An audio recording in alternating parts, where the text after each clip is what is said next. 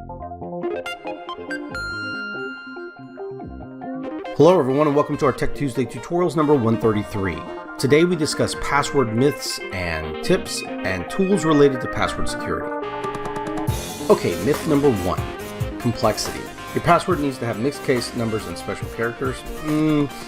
Not as much anymore. Hackers and hacking programs pretty much already try the @ symbol for A's and 3's for E's and things like that. The leet speak changes. And also even for emails, it doesn't help to try to obfuscate emails using the AT, at, or spell it out, or dot and all that. These programs already account for that. Hackers also know about patterns too, so what you might think is kind of smart, the 1QAZ, 2WSX, these very predictable kind of patterns, they've already put those in there. So most people think that's a good password, but it's actually one of the top 25 worst passwords out there. So myth number 2 is that a good password must be extremely long, and that is actually not correct entirely. Now, password length is better than complexity. We'll talk about that later. Brute force attacks are only one way that they use to try to get your password. So, basically trying a bunch of different iterations of the password many times. That's not the only way that they get your password.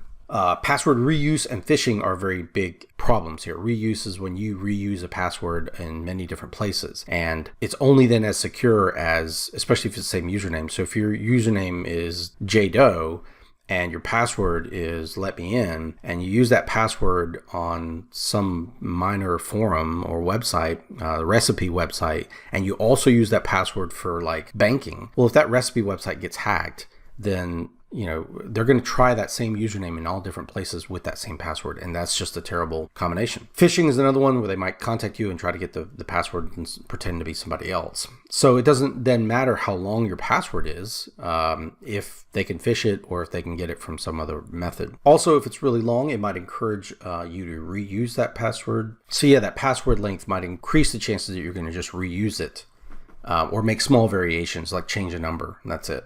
Also, think about how good is your I forgot my password security. If your security questions that you have to answer or whatever is easy, that might be easier to hack than trying to brute force their way through a 26-character password. So length is good, but you don't have to go overboard. 8 to 12 characters is fine. Writing it down. All right, never write your passwords down. Not always. It depends on where you put it. So you don't put it on a post-it in a sticky note like right there on your desk. That's terrible. But if you want to keep a temporary password in your wallet until you memorize it for like a week or so, that's not such a bad idea. So you get a nice, good, secure password, and it takes you a while to get muscle memory and to memorize it. Sure, that's not so bad. Also, a safe deposit box in your home isn't a bad place to keep a couple of passwords, especially if you don't put what they're for. You just write them down as kind of like memory joggers. That might work. Or if you leave it for your family in case something ever happens to you. You may want to take a look at Google's Inactive Account Manager, which we can talk about with another Tech Tuesday. I think that's actually a good idea for a Tech Tuesday. So myth number 4, and the final myth here, is that mandated change. Periodically changing your password improves your security. Well, this is actually kind of contested a little bit, but for the most part, I think the consensus is in. It just makes users pick weaker passwords.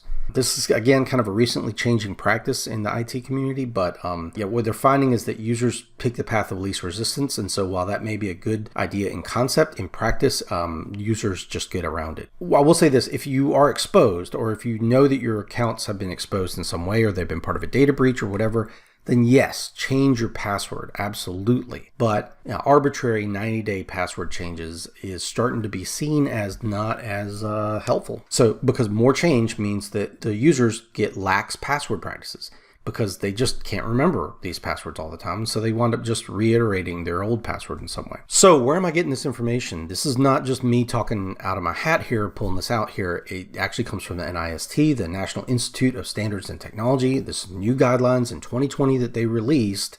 So if you'd like to learn more about the NIST password guidelines, check them out here. The password creation guidelines we kind of already covered in the myths area, but the authentication guidelines and storage guidelines might be very useful for IT. I'll put the link in the description, and we'll move on. So the next thing I want to look at were some utilities and websites, and one of them is haveibeenpwned.com or haveibeenowned.com. Pwned or owned is a gamer term. I won't go into it, but I think it comes all the way back from StarCraft. if I'm not mistaken. But you can just put in your email address here. Let's try our etc email address. I think it's actually clean. You can just put that in there and it'll tell you whether or not your email address has been associated with a data breach at some company. Now, what if I put in my work email address? That one actually has been pwned, I believe. Yeah, so I've been pwned in 6 data breaches, and I can see the different websites. So the breach is an incident where data has been unintentionally exposed to the public. Adobe had one in 2013. Now, here's the thing. If I create an Adobe account after 2013, then I don't really have to worry about that, right? Animoto in July 2018, I definitely need to change that. And so you want to go to these places and change your password as soon as possible. And more importantly, stop using that password because it's already been associated with your email address. So yeah, haveibeenpwned.com, a very useful one to see whether or not your password has been part of a data breach. The next place I would recommend here is going to safetyCheck on Chrome. So that's located at Chrome:/settings/safetycheck. So this is actually part of Chrome. It's not even a website. It's part of your Chrome browser. You can get there also. We're going to put the link in the description, but you can also go to if you just go to Google and just search for Chrome Safety Check, then it should tell you how to do that. So it has instructions here on how to do that. Hit the 3 dots, go to settings, and use safetyCheck. So 3 dots, settings, and safetyCheck right here on the first page. Okay. So anyways, when you run a safetyCheck, it'll tell you whether or not that you've had compromised passwords or anything else like that. Now I'm going to run a safetyCheck on my personal one, which I know has some errors, and I've left them there just for the purposes of showing you this. So it's checking my passwords here, and I've got 22 compromised passwords. I can review them, and then I can see that there are 70 security issues here, and I need to change my password on some of these. So these basically have been compromised. So they were found in a data breach, similar to have I been pwned, but I can see that this particular username and password has been compromised. So anyways, I can go to these websites and change my passwords on those websites. And now here's something to remember. This password, if I do go in here and change it, which I did actually change this Dragon's Foot forums about a week ago, it's still stored in my Google account. And so once you do this and clean this out, you will want to come in here and remove that password, because Google still remembers that username and password. It doesn't have the new one unless you tell it to remember that. Now it has 2 of them. So that's something to think about. This isn't quite, you then have to manually go in here and remove these from this thing. So let's get into that a little bit. I did mention before in previous Tech Tuesday that Google does do password management. So if you go up here and click on your profile, you can go up here and click on the little key there to see passwords. And when you go in there, it lists all the websites that it saved your passwords for and whether or not you're doing this. So you want to make sure this is checked, because what happens then is the strongest password I have is actually my Google account password, because it acts as my password management. Now, some people use things like LastPass or whatever else, but this is free and it's pretty dang good. And you're almost always in your browser. And if you're logged into your account, it's going to autofill your passwords for you.